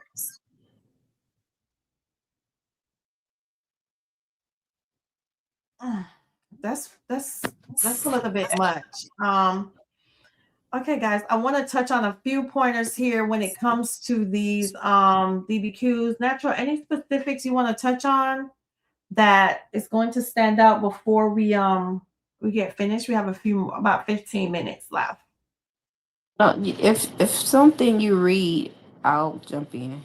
Okay, a private DBQ, the primary where a veteran can introduce outside medical evidence that follows the VA exact rating criteria. Then the standardization uses the 70 plus templates as the VA examiner. The advantage is the private doctor often knows your history better than one-time C&P examiner, right? So we're talking about the benefits of the private DBQ. Your examiner might have known your history better than the person who's doing your C&P examination. You are responsible for any fees charged by your doctor for this time. Then the submission, you must download the correct form from the VA website and ensure your doctor signed and dated properly. I don't know if you guys want to tell them like how many times do you get DBQs that are not signed or not dated properly? Yeah, Mine it's dated, weird. MPI numbers not being there. Yeah. Not saying it's for Um, the veteran, just leaving it blank. I don't know what's happening. yeah. Don't put the veteran's name on DBQ. Yeah, guys, make sure you read it before you submit it. And if they tell you that you can't read it, don't pay for it. You have to see it before you sign for it. Like, don't sign for something that you have not even, read. Don't do that. Definitely not. Because if you haven't read it, then don't get it, right? No. Some veterans say they make them pay for it before they even give it to them. Yeah. Let's talk about the characteristics of completing getting a private DBQ. It's completed by a private physician. They must follow the VA format. It can support your initial claim increases or your appeals. The veteran pays out of pocket, and the VA may still require a C&P exam afterwards. I know sometimes when you guys go and you submit your DBQs, then whoever you're dealing with, your attorney says, well, tell them that you already have everything that you need and you're not going to do a C&P. Is that a good thing sometimes, or can that be a bad thing? It'd be a bad thing if that exam is not sufficient for rating purposes. If you're service connected, we're gonna CNC. If you say you don't want to go to a new exam, we're gonna CNC you at the current evaluation. If it's not service connected and that C&P you submitted, that private DBQ you submitted is insufficient, we're gonna deny you and tell you why. Explain why we didn't accept it. We're going to tell you, although you submitted the private DBQ that provided an independent nexus, and we'll explain about the overall evidentiary records, evidence of record, and that'll be that. And we'll note that you called on this day and stated that you did not want to attend a VA exam, and that you wanted your claim decided on the evidence that you submitted. Yeah. Let's talk about how the VA weighs. Go ahead, Effa. Let's talk about how the VA weighs private DBQs. The VA considers private DBQs as competent medical evidence, but they may question the credibility of the provider's lack of specialty. Let's talk about that a little bit, FF and Natural. Let's talk about the credibility of the provider and the specialty that they're doing the DBQ in that they're not proficient in. Yeah, so a lot of them, like mental health, you want to make sure it's not your regular doctor that you're seeing, just because it won't work. It's insufficient for our purposes. So it would need to be a licensed mental health provider, like for your increased exam. It can be a social worker under the care of a board certified psychiatrist, something to that effect. But you need to make sure what you're going for is done by the specialist in that category. If you're going for your anything extra that you have to pay on like your regular insurance, for your vision, your hearing, your teeth, they all have a specialist, and those are the only people that can complete those exams. Your regular doctor cannot complete it. If so, and maybe they did it for free, but in either case, we'll probably send you to another exam unless you say, I submitted a FDC or a fully developed claim, and this is all my evidence. We're going to do exactly as Natural just stated.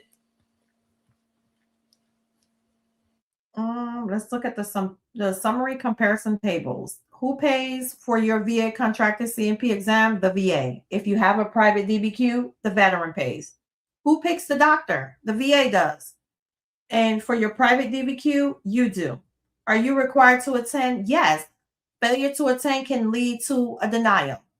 You don't have to with a private DBQ, but the VA can or may still order a C&P exam. Your rating focus is on the VA specific criteria, and the private DBQs is often more favorable detailed history. Okay, your wait time is dependent on the VA backlog, and for private DBQs, as fast as your doctor can see you. Okay, so let's talk about the VA exam versus the contract exam and the key differences. Who performs it?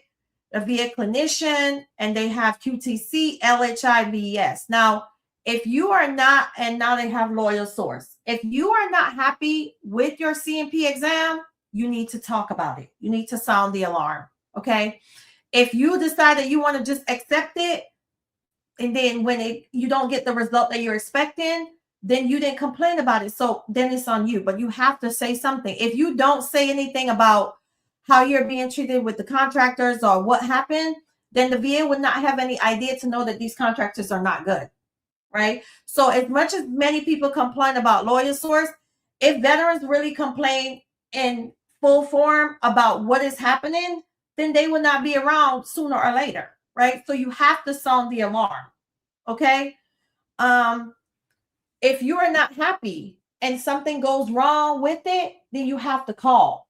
You have to call and talk about it. Make sure that you're annotating all the information that happened during that visit. So the VA has the information. So when they go back to the contractor, they can talk about, hey, I had this veteran that this specific happened and blah, blah, blah. We all know that every provider that the VA contracts to is not always the best person, always the nicest person, but guess what? This is your C&P exam. You take control. If you're not happy with it, then don't accept it, right? So the VA use the same DBQs and standards as the VA clinician. Examiners may or not have full access to your C file. Considered equally valid to perform exams. Required to follow VA training and guidelines, and the results are submitted directly to the VA. And these are the characteristics of when you have a DBQ that's conducted by a VA clinician. The strength of a private DBQ is that the provider can provide detailed long-term medical history, can be more thorough than a rush C&P, because you know that a C&P, sometimes you go in there, some people say 5 minutes, some people say 2 minutes, some people say an hour, some people say 45 minutes. It depends. But when you're doing a private DBQ, you can get more time. You know, it's not rush. The strength of a private DBQ is also helpful with the VA's exams are inadequate or inaccurate, because sometimes your private DBQ can shine the light on something that the VA DBQ did not shine on, right? And there's also useful for appeals or supplemental claims. Let's talk about the limitations of a private DBQ. You may still require C&P exam. Some private doctors refuse to complete the DBQs. I've had people that pay for DBQs. When it's time to pick them up, the doctor is nowhere to be found. That means they're out of money. The VA may discount the DBQ for lacking rationale or objective testing. No access to the servant records or the treatment or the C file. I know FFN Natural see a lot of DBQs that when they ask, did you review the veterans file? What is the answer? No. No. So how you doing a DBQ? How you doing a DBQ and you have no access to C file or you haven't reviewed the veterans medical records? Unless the veteran has a copy of their service treatment records, and usually they review what the veteran brings, and it could be their VHA records or any private treatment records that it's very rare that we see they say service treatment records. Mm-hmm. When supported by a specialist like a neurologist or orthopedic, when supported by testing, that's when we see it's limited DBQs. When the provider gives a stronger medical rationale and when the DBQs align with the criteria of the VA. Okay, we have a couple questions here that we are going to get to, and then we're going to end the stream, guys. They sent me for an exam 288 away. They said in order to find a closer one, I had to call that one first. Huh? Probably so they can tell them where the next closest one is. Yeah. Most of my exams are 70 to 130 miles away. Wow. Do you think that the rater is trying to develop for SMCS? SMCS is when you have 100% for one thing and 60 in another. Mm-hmm. That's what SMCS is. That's housebound. Lots of people live in the sticks. Yep. I want to thank you so much for all you do for vets. Your information is helpful. Thank you. You have a great evening too, U.S. Army John. Yes, thank you. Very helpful. Okay, let's see here. My examiner was just writing notes on paper. Didn't see a DBQ during my exam. LSGS said I would have to call my exam first before they could look to see if there was a closer examiner. Wow. Hmm. Well, first, I'm sorry you had to go through that, and then you had to drive all that way to get that inadequate treatment. Exam. Is Yeah. crazy. Yeah. Yeah. Can I go to the regional office to see if my private DBQs or IMOs was disqualified? It's a good question. How do veterans know that they DBQs and IMO was disqualified?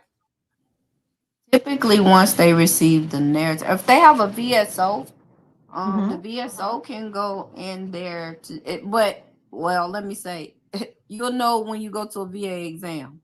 You'll know where they didn't accept it. No, I was waiting to see if she was gonna come back and be like, if we schedule an exam, then you know That that means it we was ain't not take good. it. Yeah.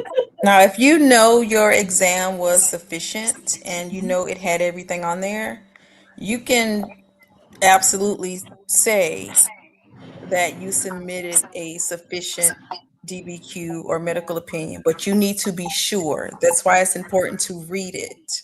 Because sometimes, again, we're raters, we are human. And, old habits just say, okay, I'll just order another one or have another one ordered. But if you are sure that your exam is complete, sufficient, everything is there, your rationale is on point, you can say, hey, I'm not going to any other exams. I submitted a fully developed claim, but you need to be sure. Mhm. Now there are times where I've seen the private DBQ that we received. It was sufficient. It stated that they reviewed the service treatment records. They told me what page, that the stuff was, and it matched what we had. And but some rater ordered another exam, and the exam that came back, it kind of mirrored that one. So I accepted the private one because we really didn't have a need to order a new exam, but they were similar. But the private DBQ gave them a little bit more, so I went with the private DBQ. And I was Yeah. going to ask that question. Are there cases where you use the private DBQ and it gives more than the VA clinician DBQ? Yes. Most of the time, Most they of the do. time, they do. They over. You hear that, guys? Do you hear that? So not all private DBQs are bad, and it's a stigma here lately with the whole fraud DBQ thing. A lot of people, oh, if you get a private DBQ, you shouldn't do that. No, they're perimeters that you have to be within, right, for your DBQ to qualify. Now, before we go, let's talk about the whole 100-mile radius thing. When it comes to DBQs.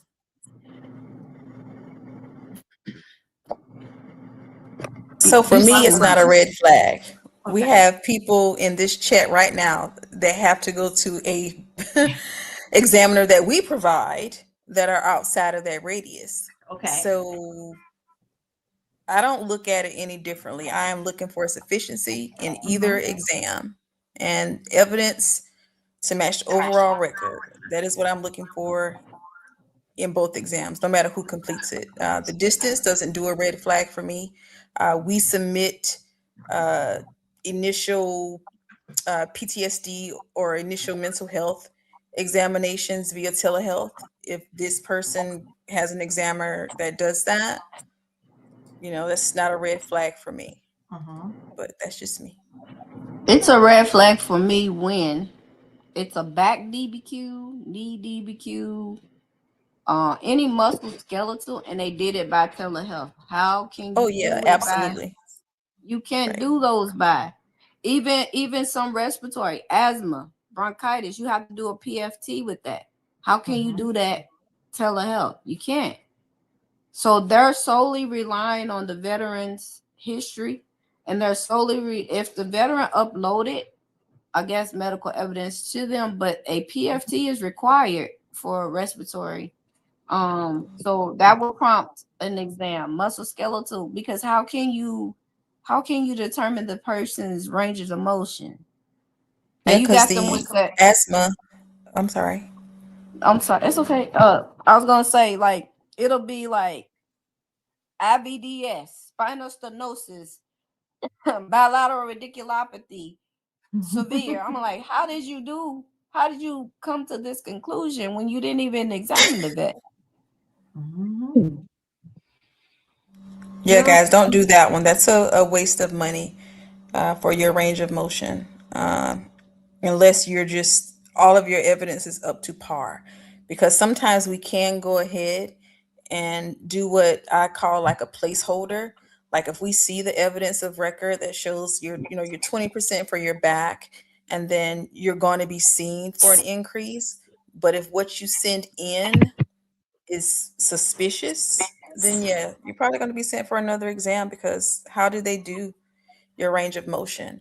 But if the evidence shows, at a minimum, this veteran does have 20%, we can do a placeholder for the 20% and then send it out for a deferral for another exam where someone is actually seeing you. Right. So we can take it like for the symptoms sometimes to kind of mirror the evidence of record, if that makes sense. Yeah, we'll do like she said, like a deferred evaluation at a higher percent. Me personally, I don't change the percentage. I just do a defer. I keep you where you at, and then I do a deferred evaluation, and then I defer you for an increased exam.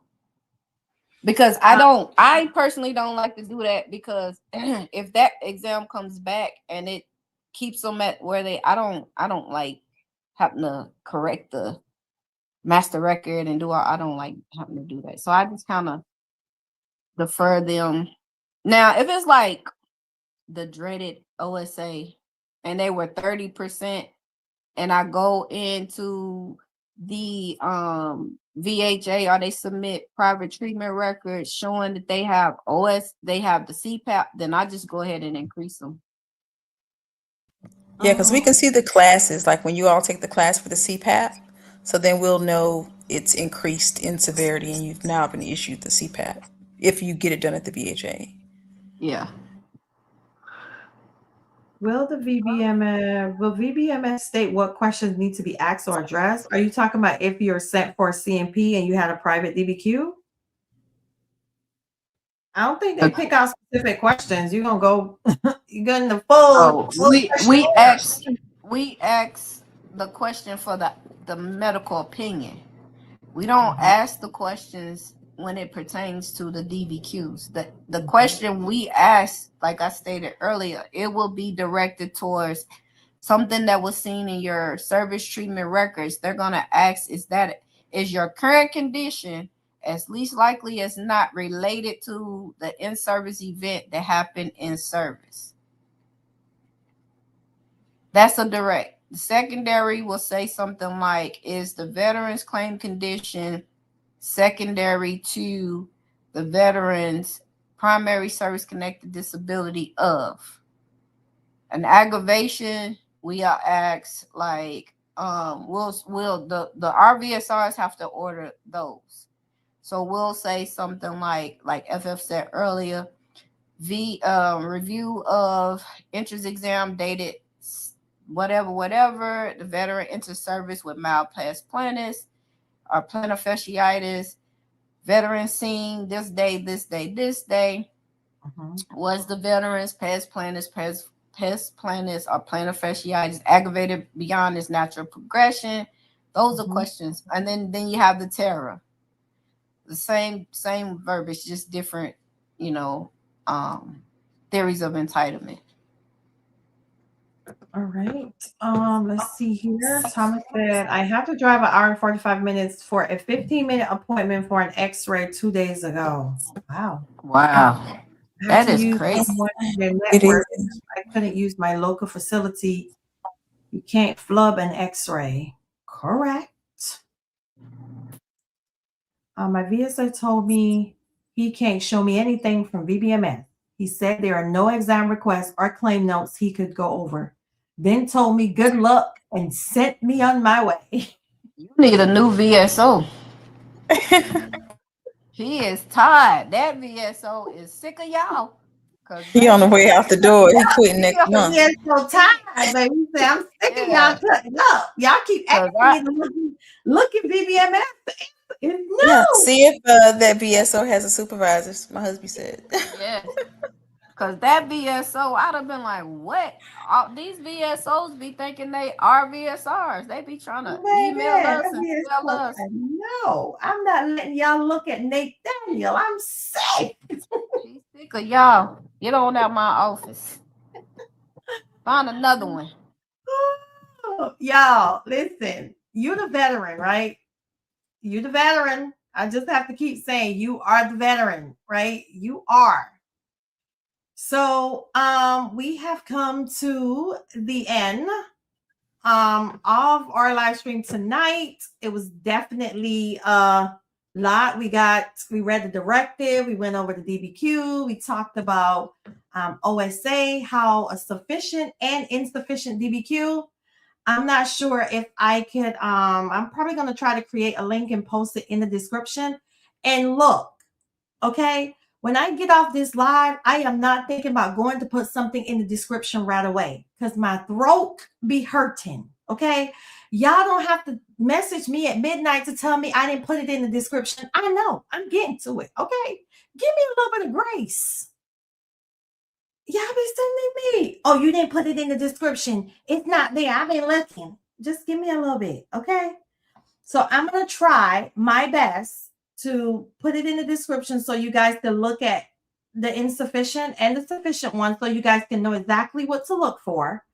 And that way, when you do get a private DBQ, if you make that choice, you would know exactly what to do, okay? I don't know what we're going to talk about on Friday because oh, what you say? Funny thing, he is a veteran. Oh, y'all wear him down. Y'all been wearing them down, Rich. Y'all been wearing that VSO down. That man tired. He tired. He's sick of y'all asking to look in VBMS. He tired. He said no. Everybody, no. Thank you guys. We appreciate you so much, FF and Natural, for coming here and giving the veterans the insight that they need. And as at Natural always say, if you don't need to go in the queue, do not go in the queue. Okay? They are not going to come looking for you. But if you do go into the queue, sometimes that's just the way it is. Okay? Anything else, Natural and FF, before we go? Thank you guys so much. Don't forget to like, share, and subscribe, and tell a friend that we talked about DBQs tonight. I don't know what we're talking about Friday, so I can't say. If you insist on getting your private DBQs, just make sure you read over it. Don't give them your money before you read it. Say purchase, same time.